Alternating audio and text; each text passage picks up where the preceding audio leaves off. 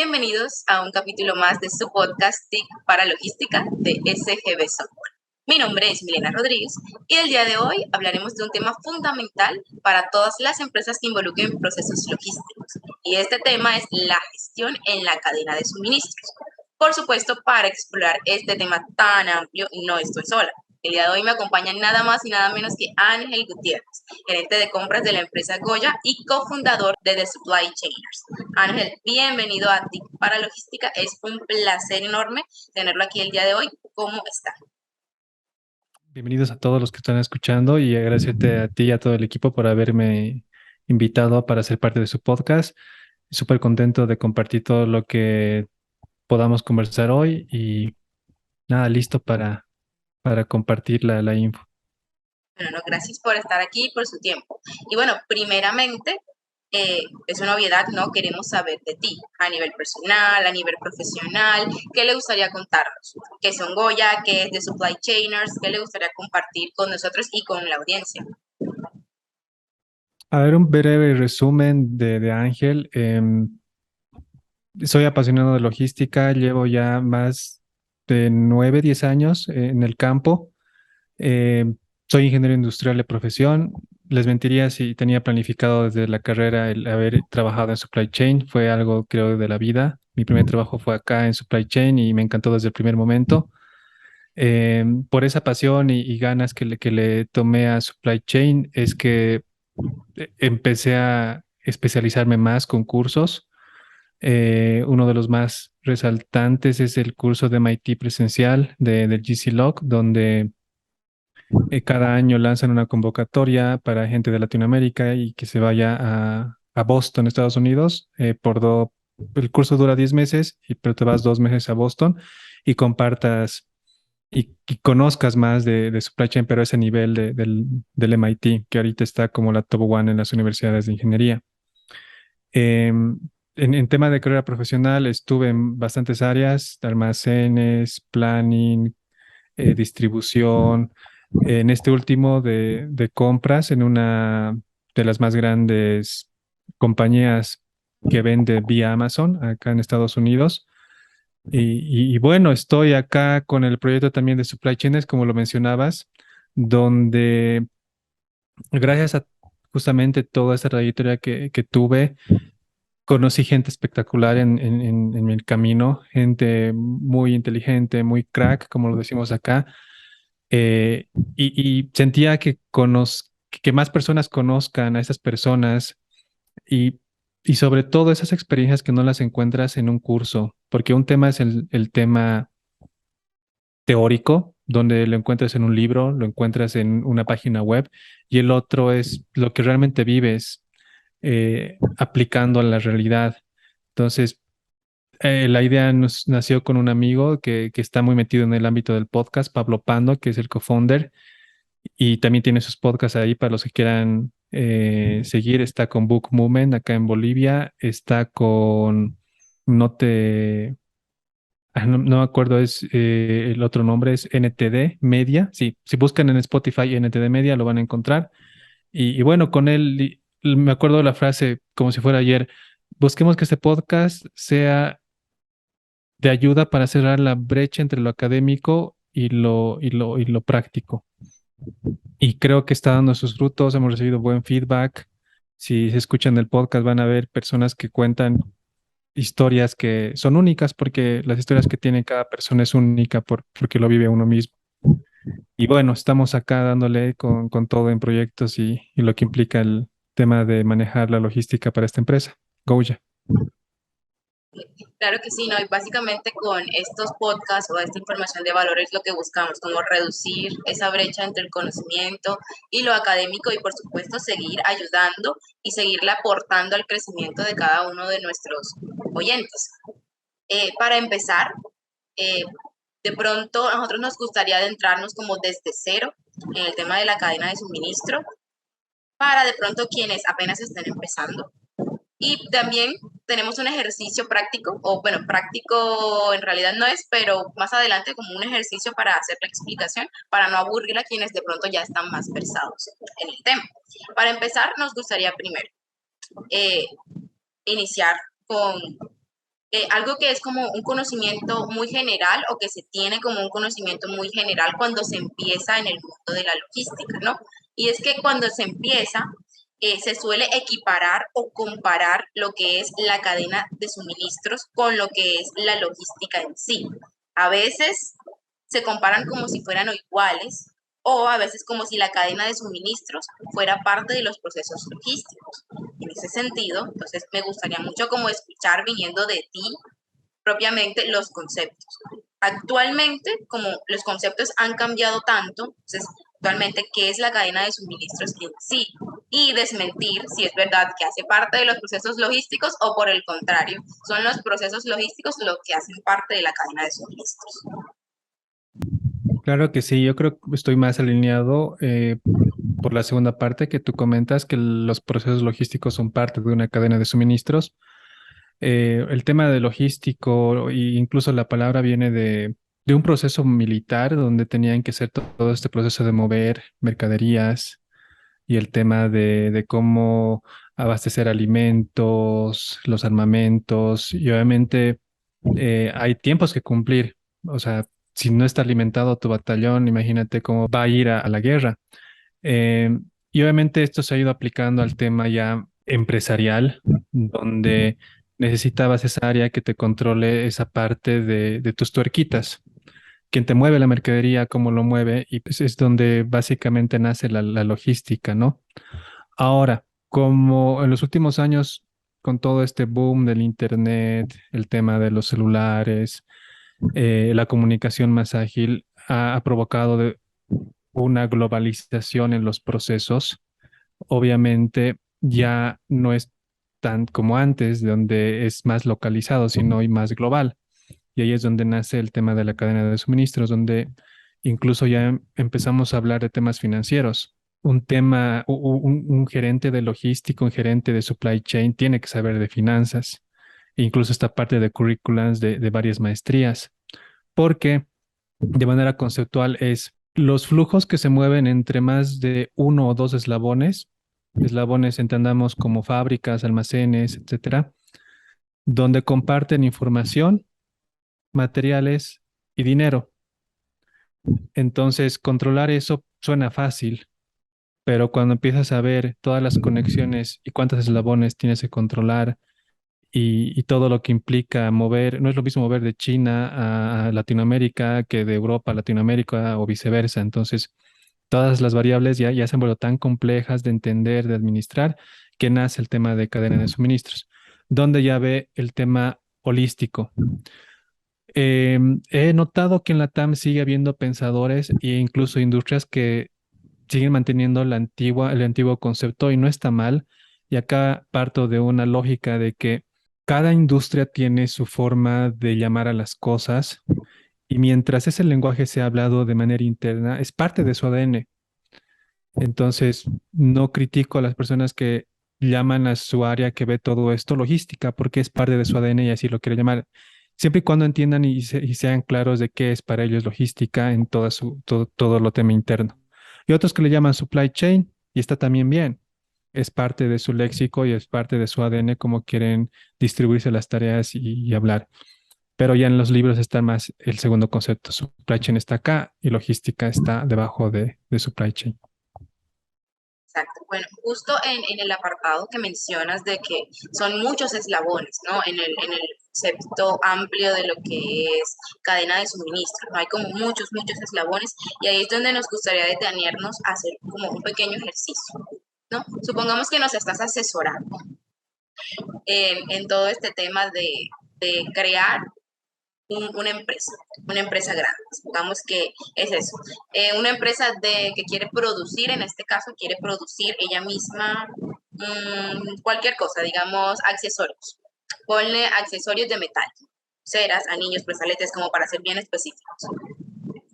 Cuando tenemos en cuenta una gestión de cadena de suministros y quiero empezar este negocio, suponiendo que tengo el tema del dinero y de todo esto, de las inversiones arregladas, eso no es ningún problema.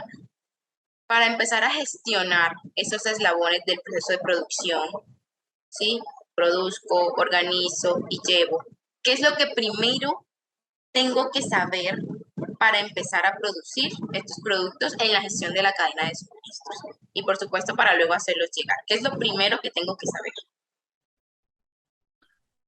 A ver, ahí solamente voy a aclarar lo que yo entendí como tus hipótesis iniciales, donde me comentas de que ya se ha decidido que está el mercado y obviamente va a haber demanda. Ya se ha decidido dónde va a estar la fábrica y obviamente todo el tema productivo también, capacidad, etcétera. Te lo aclaro porque tal vez ese sería el punto inicial de un supply chainer en un proyecto de cero. Él debería definir dónde colocar la fábrica, eh, qué capacidad colocar a la fábrica y obviamente cómo conectar esos eslabones. Supongamos que eso ya está, ya se ha definido, ya tienen la fábrica, el lugar y las capacidades. Lo siguiente que va a hacer es empezar a estructurar tu pequeño proceso. Veámoslo como una caja negra y veámoslo también cómo tú vas a hablar con la gente que ha invertido acá.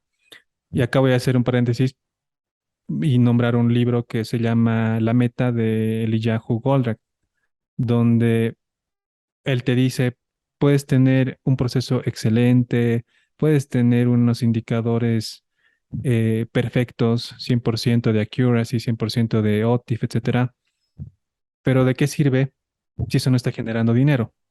Entonces el supply chainer tiene que buscar la manera de que su proceso y lo que hace sea rentable. Importando, no estoy dejando de lado los indicadores, pero esa es la base porque todas las empresas se han creado para ganar dinero y la meta es ganar dinero. Entonces, con esas hipótesis, empieza a estructurar esa caja negra donde va a haber inputs y outputs. Entonces, todo lo que pase en esa caja negra va a ser diseñado de manera paulatina. Obviamente van a haber procesos súper macros que los vas a ver, donde alguien recepciona, alguien transforma, alguien despacha. Dentro de la recepción empezarás a disgregar cómo recepcionan.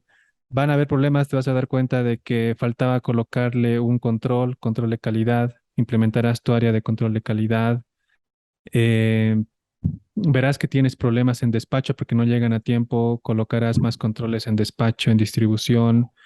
eh, y volverás al tema, o sea, te elevarás de nuevo, bajarás a la operación y volverás a subir. Y te darás cuenta de que los números no están correctos porque estás gastando mucha plata, entonces verás, mira, acá facturo un montón de transporte. ¿Por qué? Sería bueno poner un centro de distribución en tal lugar para que esté más cerca de mis clientes, hacer los números con el equipo y si sale verde, empezar a aplicar y que en el mediano plazo se vean esos. Entonces va a ser una base y constante mejora continua, ¿no? Siempre váyanse a lo más simple.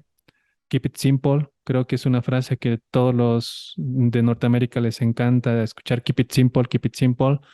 Y tampoco te recomendaría en un inicio el cargarse de complejidades. Creo que es una parte que eh, confundimos mucho con el tema de generar ahorros. A veces generar $1 de ahorro versus la complejidad que te cargas no vale la pena. El número a veces es muy frío y te dice que va a ser bueno, pero cuando empiezas a ver las cosas cualitativas del proceso, llega a ser algo dañino para tu operación y lo haces compleja y cuando es complejo es difícil de escalar. Entonces, cuando empieza a subir la demanda o tu mercado, ya sientes ese efecto de que la gente no está pudiendo lidiar y obviamente empiezan los errores y en cadenita, ¿no? Atiendes mal a tu cliente, no vendes, etcétera. No sé si me explayé, pero esa sería una respuesta rápida y corta que te podría dar. No, no, aquí nos encanta que se explayen, así que por eso no hay problema. Aquí se me ocurrieron, me surgen dos dudas que considero como importantes. La primera, y bueno, las voy a dividir. La primera que quiero saber es si eso que tú mencionas, keep it simple, digamos, producirlos se me hizo demasiado hard, demasiado cansón, demasiado trabajo, ¿sí? Producirlos. ¿Cómo cambia el proceso si ya no quiero producir, si ahora quiero importar? Y el proceso, ¿qué me recomendarías tú como mi supply chain? Em, si el tema de producir es complejo y pueden ser miles de variables que las complejizan, muchas son tema de país, el tema de las restricciones, sindicatos, más complejidad al tema de cambiar tu personal. Obviamente con un equipo se trataría de medir todo lo que se pueda medir, ponerlo en un algoritmo, en una ecuación y compararlo versus importar. Y si todo eso se cumple, obviamente la decisión está clara, tendríamos que cerrar la fábrica y importar. Entonces, obviamente dejo de lado todo el tema de cómo sería el tema de sacar a la gente y hacer estos cambios que son duros en la industria, pero al final vuelvo a la meta. La meta es ganar dinero y si te va a dar dinero, es lo que hay que hacer. Y ya empezaría a diseñar mi estructura de cómo comprar. Tal vez cuando produzcas, tu estructura esté muy enfocada en comprar materias primas, hacer tu MRP, el tema de diseñar tus recetas y etcétera, y importar materias primas. Pero ahora ya no va a ser importar productos terminados. Y por ende cambia bastante una estructura de una empresa que se dedica a importar y distribuir que a producir internamente y obviamente vender ese producto terminado.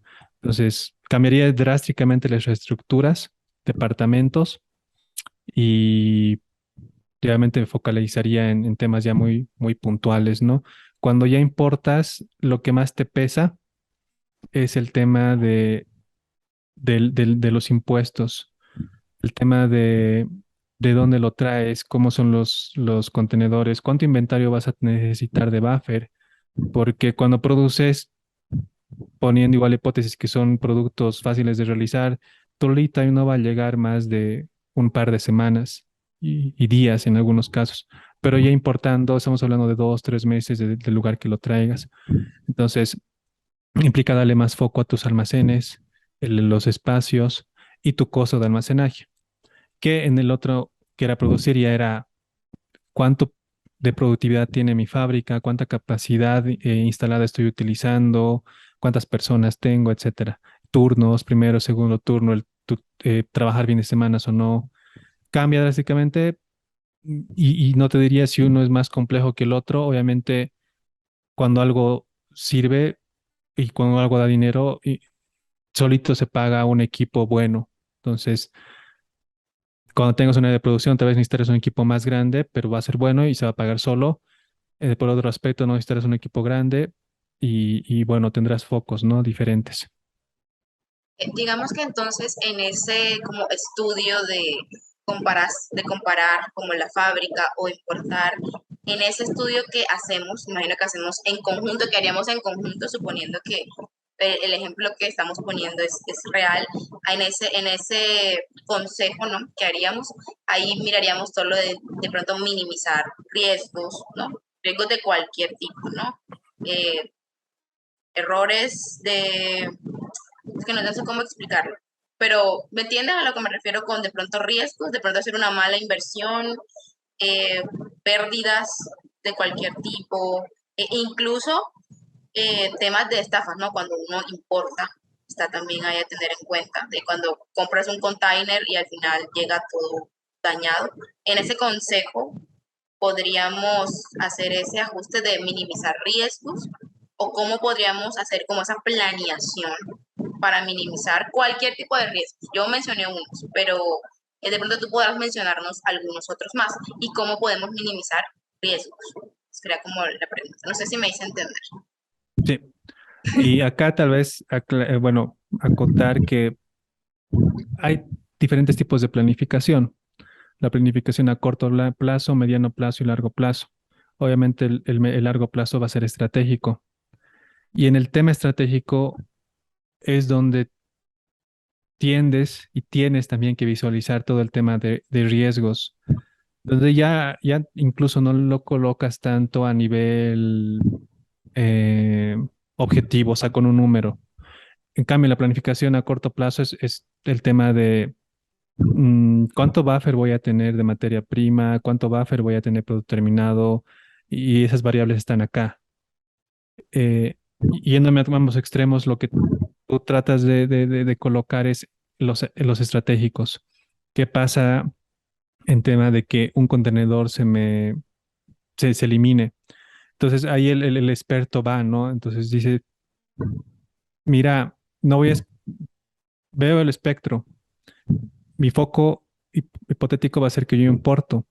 Entonces, tengo este proceso que comienza acá desde que le coloco el orden de compra hasta que llega al almacén. El riesgo que, supongamos que tú te pones en el sombrero del financiero y me lanzas esa pregunta, ¿cómo vas a evitar de que un contenedor te afecte toda la demanda de X meses?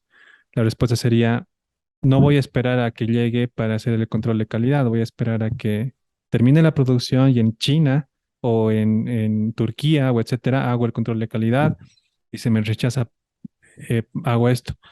El manejo de riesgos se lo toma inclusive como igual una materia en las maestrías de logística donde te dan herramientas, no me acuerdo ahorita el nombre, pero hay un cuadrante donde evalúas el mapa de riesgos, value risk, donde tus productos los empiezas a dividir y eso ya lo veo un poco más a mediano y está entre mediano, planificación mediana y largo plazo, donde si tú sabes que hay un producto que hay escasez de productores a nivel mundial, tienes que buscar la manera de que pase otro eslabón donde tengas poder de negociación y un plan B. Por ejemplo, voy a empezar a planificar cajas de cartón. O sea, la caja de cartón hay fábricas por todo lado, hay un montón de mercados, entonces no es algo complicado. Entonces empezaría a dividir eso. Y siguiendo con el tema estratégico, te pongo un ejemplo que en algún momento uno de mis colegas me contaba, ¿no? Que vino de una corporación grande y hablábamos, justo me hiciste recuerdo a esa charla porque él me contaba cómo hacían la planificación estratégica a largo plazo. Por ejemplo, hay bastantes fábricas que ya cerraron en Venezuela en los últimos años y corporaciones que salieron de ese país. Y él me puso ese tema como ejemplo. Eh, no es que el año uno, cuando entró Chávez, esto se empezó a conversar, ya se había conversado meses e incluso años antes, porque ya las corporaciones cuando hacen la planificación estratégica toman variables que tal vez ni nos imaginamos nosotros si tuvieran que tomar. Contratan, me contaba que contratan politólogos, personas que van a entender el mercado.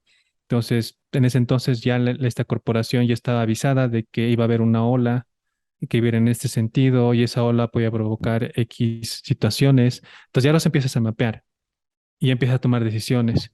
Y tal vez tus costos productivos, tu mano de obra sea buena, pero como sabes que va a ocurrir este evento, ya lo tienes visualizado y la probabilidad cada vez se hace más cercana de que ocurra, puede que los números estén excelentes, pero no te va a tocar otra decisión que quizá que salir de X mercado, país, etcétera.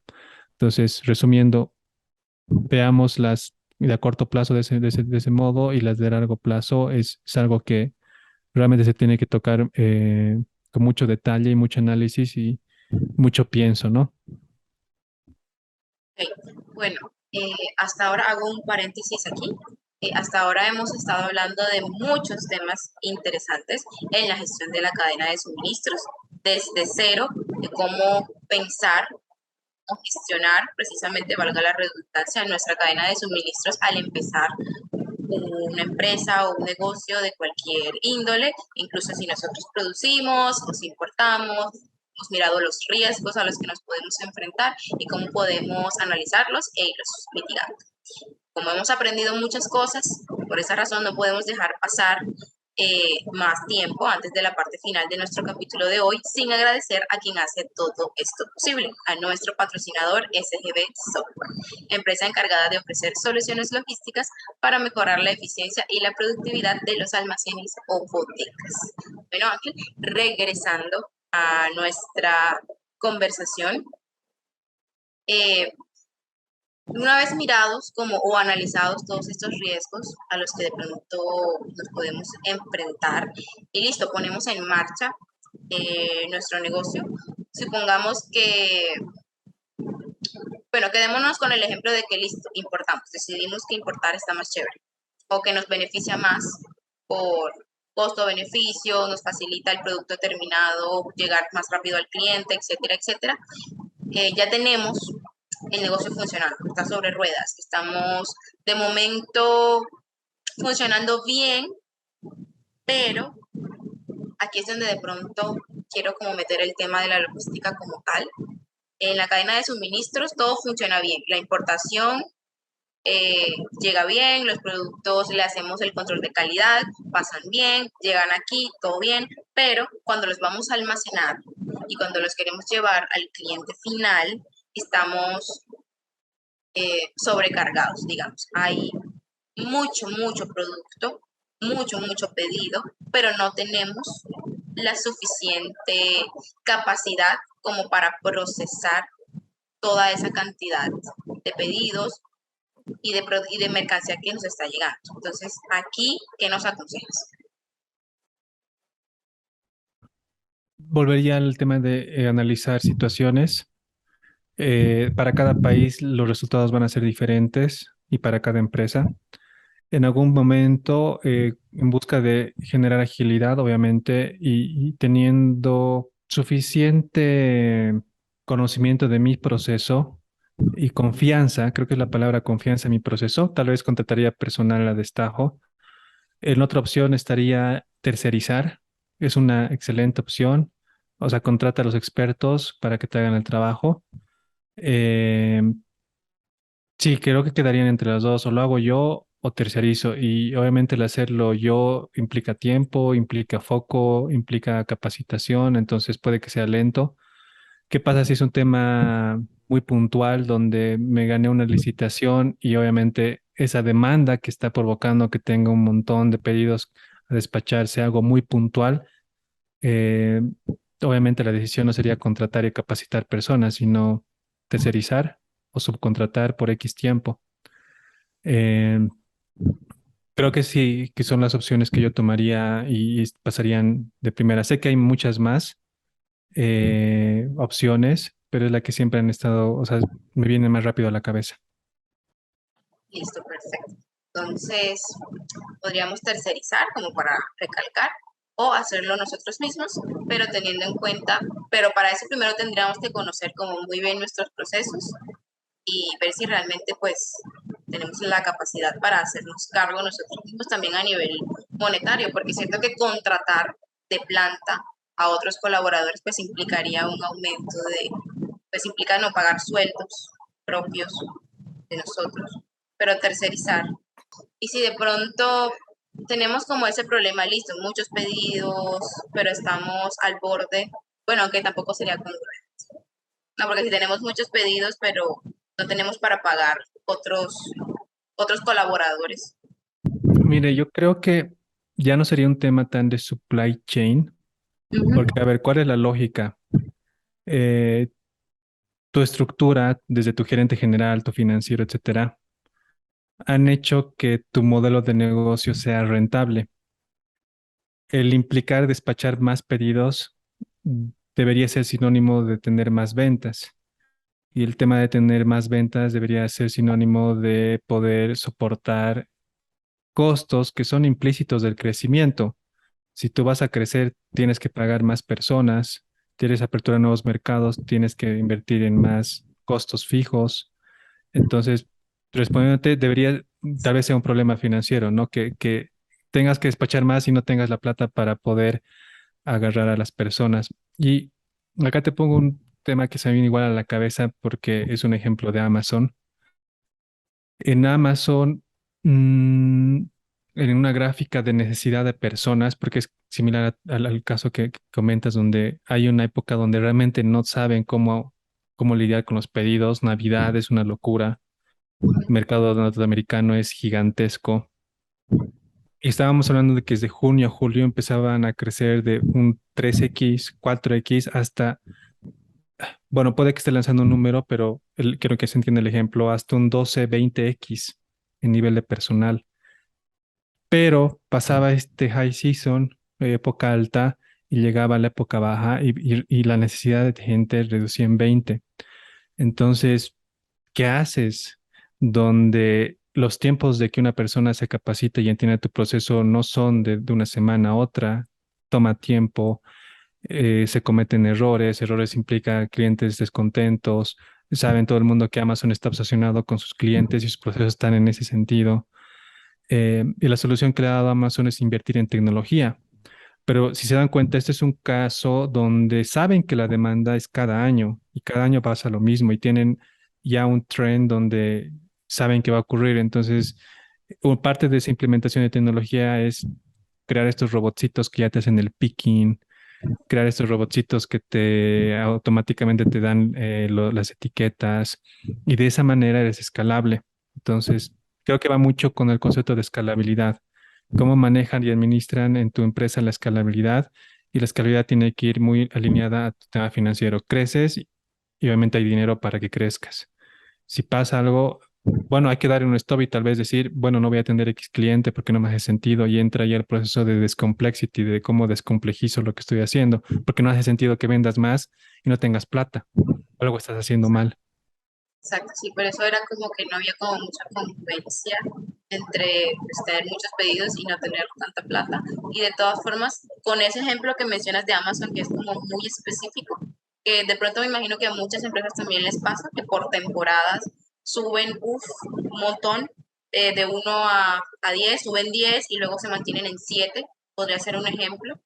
Entonces sería como encontrar como específicamente cómo resolver ese, ese bache o ese momento de donde está todo muy lleno y no sabemos cómo gestionarlo. Será como hacer el análisis interno en toda la gestión y encontrar la forma de cómo solucionar en la temporada, ¿no? Porque tampoco si es constantemente, obviamente pues ya sabemos que la solución permanente es o tercerizar o contratar y seguir apoyando el crecimiento interno. Pero si es por momentos, encontrar específicamente cómo podemos solucionar con nuestros procesos el momento, ¿no? Correcto. Básicamente. Ok. Sí, es correcto. Listo. Vale, entonces ya para ir finalizando, Ángel, eh, la última pregunta sería básicamente si ya tenemos todo funcionando de manera decente, vamos a decir, no vamos a poner que maravilloso, pero sí bien, nos funciona. ¿Cómo podemos mantener esa buena gestión? ¿Seguimos haciendo lo que estamos haciendo? Pero ¿cómo mantenerla actualizada con las tendencias del mercado? Que es como el punto, con la tecnología y con todo esto. ¿Cómo nos mantenemos al día? Es una pregunta muy buena y hay bastantes respuestas también buenas para esto y va a ser siempre un depende, pero les doy algunos insights de cómo se maneja la industria en tema de innovación y en tema de cómo mantener un proceso. Hay mercados que son tradicionales donde no va a haber una innovación en el mediano largo plazo en tema de cómo atiendes a tu cliente. Sí, tal vez en tus procesos, y ahí sea la lucha, cómo atiendes a tus procesos. Eh, y obviamente van a haber indicadores claves que medir. Ya hay una ola de empresas que se están adecuando a los términos startuperos, donde manejan ya OKRs, manejan indicadores de startups y obviamente esos te van a ayudar a medir y justamente controlar que no haya desviaciones en lo que ya funciona bien. Puede que existan disrupciones en el tema de cómo hacer las cosas y ahí va a ir muy de la mano de cómo has aplicado la resiliencia y la innovación que tienes en tus equipos y en tu compañía. Y en ese aspecto va a ir muy de la mano si estabas con ese mindset de cambiar y vas a tener que hacer un cambio brusco o no. Te voy a poner un ejemplo, el tema del COVID. Creo que todos lo han vivido. Ha habido una movida muy grande y solamente en una parte del proceso que es cómo llegas a tus clientes, en varias empresas ha cambiado. Cosas que no lo visualizaban hacer en un mediano ni corto plazo han tenido que cambiar. Han abierto sus páginas web, han abierto sus entregas en casa.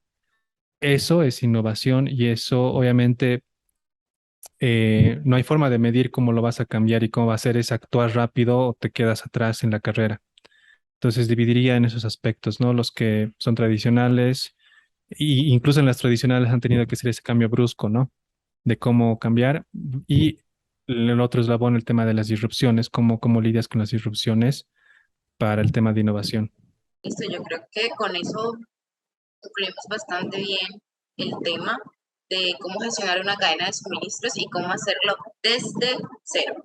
Aquí pusimos el ejemplo de si ustedes están interesados en empezar o si quieren potencializar su empresa, la que ya tienen, todos estos consejos que nos da Ángel, que ha hecho de asesor en este podcast, en este capítulo.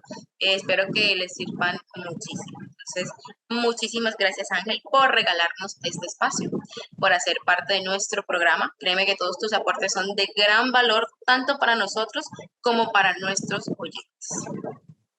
No, las gracias a ustedes. Espero que realmente sigamos les vaya bien en esto. Los que nos escuchan, este contenido de valor no es tan fácil como parece el hacerlo, así que disfrútenlo y valórenlo como los que estamos detrás de esto, lo valorizamos. Totalmente. Y con esto concluimos nuestro capítulo de hoy. Muchas gracias a ti, querido oyente, por hacer parte de TIC para Logística, patrocinado por SGB Software. Si te habías quedado con las ganas de conocer más acerca de las soluciones logísticas que ofrece SGB, aquí te las resumo. WMS Copérnico para la gestión de tus inventarios, marcación de bodegas para la optimización de los espacios del almacén y por último, Slotting para ayudarte a encontrar la ubicación óptima de cada producto dentro de tu almacén. No siendo más, gracias y hasta la próxima.